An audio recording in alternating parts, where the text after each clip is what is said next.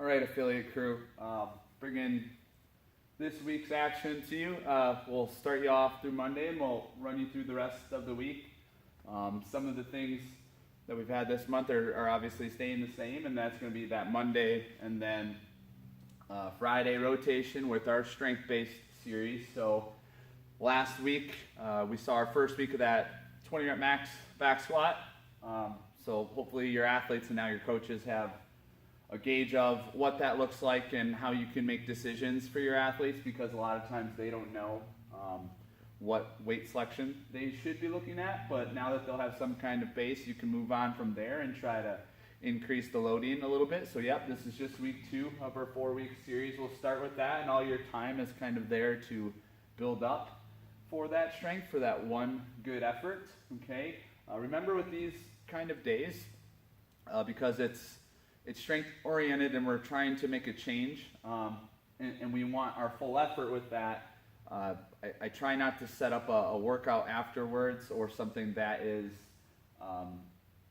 going to tax them completely for the rest of the week. I know last week the lunges caught some of our athletes off guard a little bit, and it made the rest of the week a little bit challenging. But following the strength, we'll have a kettlebell workout. Sometimes I'll tease kettlebell swings or kettlebell accessory movements in the form of a workout so that athletes can push and see how many reps that they can get. But it's really about using their hips, engaging their posterior chain, using their backside, and having that hip pop. But it's going to be a Russian kettlebell swing. So even though some of your athletes might want to or ask why they can't go overhead, just try to keep it at eye level so that they don't have to worry about using their shoulders so much, and they can focus on hip extension and then butt and back recruitment. Okay, so we'll follow that up with a kettlebell workout.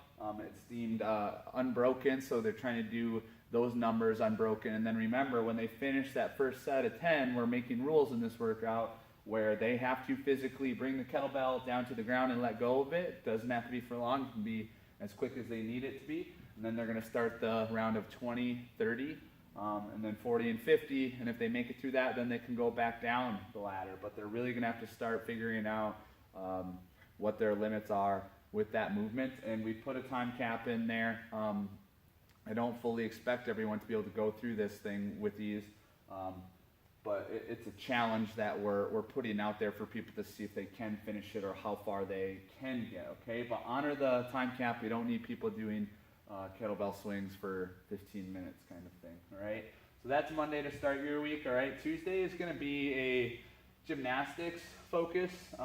In our workout, we will have lunges, and that's pretty much going to be seen as a time to have our athletes get our hands away from the pull-up bar. But the 2 gymnastic movements in the workout are going to be toes to bar and pull-up at rep schemes of 15. All right, and then in between, there's nothing else that they're hanging on to. So the idea is for the athletes to relax their hands and their shoulders and recover, so that when they come back to the pull-up rig, they can give a good effort on the 15 rep gymnastic choice.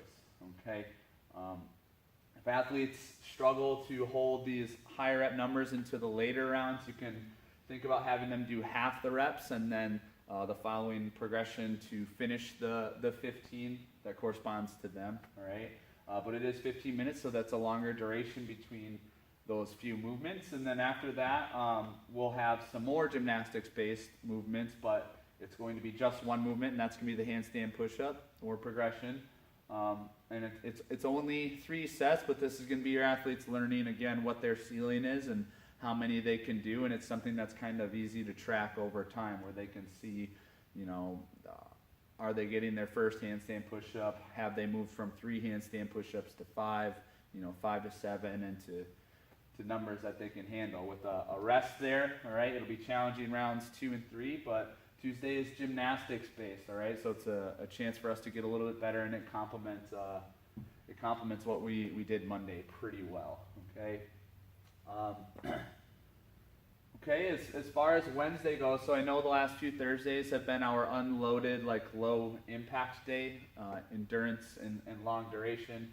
That's going to be Wednesday for us this week. Okay, we'll leave it up to you as far as what you guys want to choose. If your athletes are recovering well and you want to see some more lifting or Olympic lifting variations, There's an individual version of a workout that has running and hang snatches. It's not heavy, all right, because we're not looking to smash people before the end of the week, but there's a 3-rounder of an 800-meter run, and then hang snatches to close out each round, and they're going to repeat that sequence 3 times. So it is longer. And then the other choice is a partner variation. If you have success with partner workouts at your affiliate, you have people of similar skill levels and people just work well in general, then we'll have an unloaded workout that it'll be a you go, I go format of running and rowing, okay? I believe it's a 20-calorie row and then a 200-meter run. It's one that I've actually written pretty recently, but this is among options that you can use. So the idea is to push those rounds and then tag your partner in so that they can do the same, okay? And then afterwards, again, because I believe that last week was kind of a challenging week, a lot of our focus this week is on the post-workout recovery, okay? Whether it's working on stability of the joints and holding good positions, or if it's mobilization and soft tissue work so that they can promote good recovery so they're not sore the next day, all right? But it's going to be a bottoms-up carry on Wednesday, so kettlebell bottoms-up carry, all right? So that's Monday, Tuesday, Wednesday, and then Thursday is going to be kind of a cool one. There's different ways to go about it, all right? If you have smaller classes or if you have a lot of rowers, this is really doable, all right? So it has a fight gone bad feel as far as you have a time domain and you're going to get as many reps as you can in 3 minutes. So it's going to be a 3-minute calorie row. There's going to be no transition, all right? So you're going to go straight from row into 2 minutes then of ring dips, okay, or progression. It's good to get people on the rings and expose them to something that's a little higher skilled and obviously requires strength demand. So ring dip, jumping ring dip, or ring push-up, okay? And all the video out there to kind of show what we're looking for from our athletes, and even athletes that don't quite have these skills down pat, we can give them different things to think about so that they can execute the movement and hit good positions and start to progress with the movement like that. And then to close out the round, there's a minute of deadlifts, and it's only a minute, so it's like that for a reason, so the athletes can kind of get their hands on a barbell, a moderate to light loading. It's written at 225 for the guys, 155 for the gals, to see if they can really just hang on and put a good effort in before we close out with a 3-minute rest at the end of a round, a long rest to encourage a good second round, to encourage a good third round. So it is 3 rounds, and that's 18 total minutes of work, so you'll need the class period to make sure you have enough time and you've made sure that all the scaling is in place, all right? So that's why we don't have a ton of extra work on that day, because we want to make sure that all the athletes understand what's going on. If you have big classes and you don't have enough rowers to support this as an individual workout, there's different ways to go about that. You can make it a partner workout. Another way to do it is to make this a 2-minute row, a 2-minute ring dip, and then a 2-minute deadlift, all right? And then even if something like 2 minutes of deadlifts is too long, all right, you can make it a sumo deadlift high pull at a lighter weight, all right? But going 2 minutes, 2 minutes, 2 minutes, all right? And then with the rest of 2 minutes can replicate a similar stimulus to this workout, okay? And we can still go through that 3 times. And what that does is it frees up different starting areas where athletes could potentially start on a ring dip. You could have another group start on a deadlift and then a group start on a row, and then move in order so that all those things can be used, okay? So that's Thursday, and then we finish with, you'll see it in a video demonstration. So again, it's scapular and shoulder health with very light weight, okay? That'll be a nice way to finish after a hard workout. Bringing us into Friday, it's the last week of this clean EMOM, guys, so every 2 minutes, all right? The most squats that you'll see, 1 squat clean plus 4 front squats in that big 2-minute window. Been seeing some good change with that, some good positions.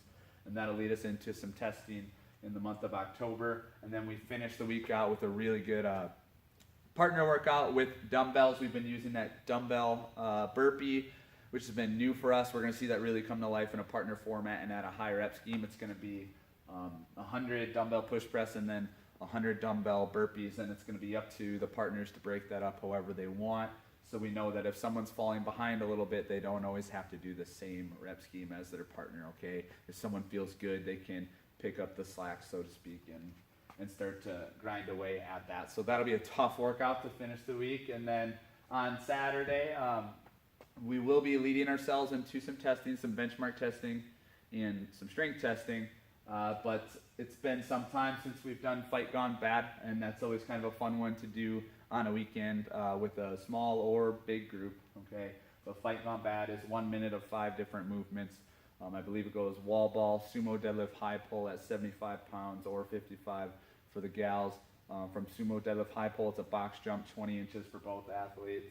And then for box jump, it's push press, same weight as the sumo deadlift, high pull, and then you close out each round with a row, and you only have 1 minute of rest after each round. We're going to do 3 rounds of that, okay? So kind of a cool workout to give people their fix, and it's not incredibly heavy loaded. And then the other things worth noting and knowing this week, you'll see a little extra emphasis on mobility, post-workout mobility. I'll have some video demonstration, especially on days where we have a lot of deadlifts. We have a hamstring recovery where we focus on soft tissue work and trying to get those muscles to relax to promote some blood flow to those localized areas so that we can see people recover a little bit better and then be able to give the next day's work a little bit more intensity, okay? And then coming up, we're almost in the month of October, so as we see these strength themes come to life and we finish up with them, we will see, you know, a break of that strength gaining cycle progression that we've been doing, which will lead us into some lower rep scheme, 1 rep maxes, things like that, to have some fun with to see where we're at and compare and contrast. So October is going to be an exciting and fun month for you guys to look forward. That's our week. Have fun with it. Let's see how things go, and hopefully we have some good recovery this week. Thanks, guys.